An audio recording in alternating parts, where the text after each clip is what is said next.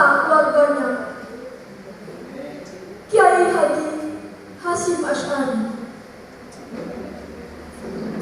Assalamualaikum warahmatullahi wabarakatuh. Waalaikumsalam warahmatullahi wabarakatuh. Perkenalkan, saya Gusti Lajuardia Yahya dari SMP Sabilia Arjasa. Saya akan menceritakan kisah perjuangan ulama besar kita, pendiri NU, yakni Kiai Haji Hasyim Asy'ari.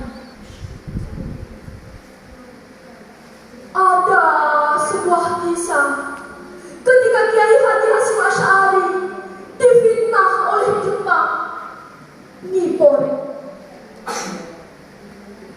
Jepang melancarkan tuduhan dan fitnah pemberontakan agar dapat memenjarakan Kiai Haji Hasyim Asy'ari.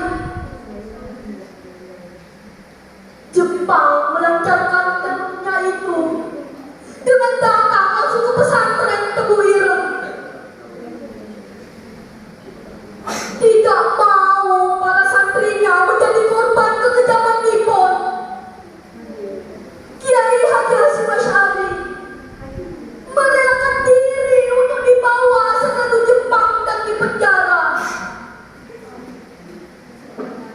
Di sana, Kiai Haji Hasyim Asy'ari mengalami siksa pedih dari tentara Jepang untuk alasan yang tidak pernah diperbuatnya. Suatu ketika, Jepang menyuruh beliau untuk hormat menghadap matahari sebagai sikap tunduk dan patuh pada kaisar Jepang. Namun beliau menolaknya. Beliau meyakini bahwa zat yang hanya patut disembah yakni Allah Subhanahu wa Ta'ala. Atas penolakan tersebut, akhirnya beliau disiksa hingga tangannya remuk karena dipalu.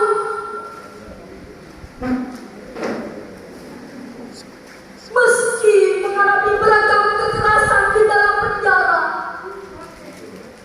beliau tidak menyurutkan sedikit pun semangat menegakkan agama Allah dengan tetap melantunkan ayat-ayat suci Al-Quran dan mengulang hafalan hadis-hadis dalam kitab Al-Bukhari, dan menolak dengan tegas agar hormat menghadap matahari sebagai sikap tunduk dan patuh kepada kaisar Jepang. Awalnya, Kiai Haji Hasyim Asy'ari dipenjara di Jombang, lalu dipindah ke Mojokerto. Di sana, Kiai Haji Hasyim Asy'ari memantik perlawanan dari ribuan santrinya.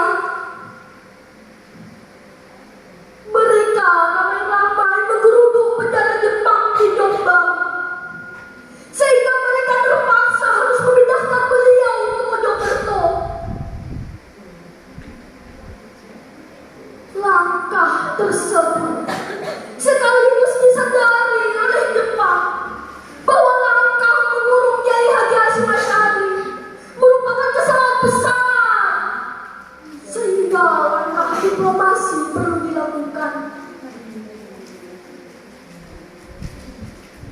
Jepang memperoleh informasi yang salah ketika menuduh Kiai Haji Hasyim Asy'ari memobilisasi rakyat untuk melakukan pemberontakan di daerah Bukir sekitar Jombang. Akhirnya kesepakatan diperoleh. Jepang membebaskan Kiai Haji Hasyim Asy'ari dengan syarat ia mau diangkat sebagai Sumobungo, kepala jabatan agama yang dulunya dijabat oleh seorang Jepang, Kolonel Horie.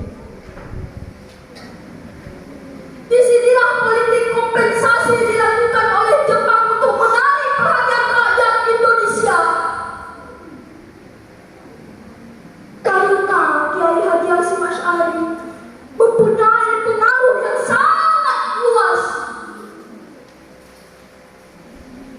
Kiai Haji Hasyim Asy'ari setuju dengan berbagai syarat.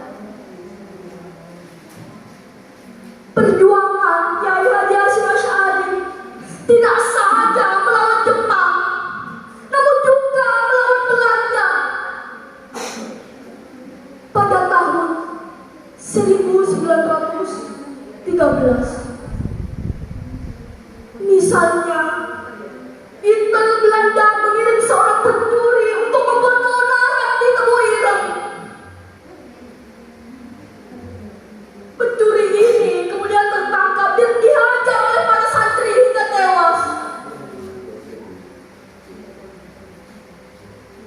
Tewasnya pencuri ini dimanfaatkan pihak Belanda untuk menangkap Kiai Haji Hasyim Asy'ari dengan tuduhan pembunuhan.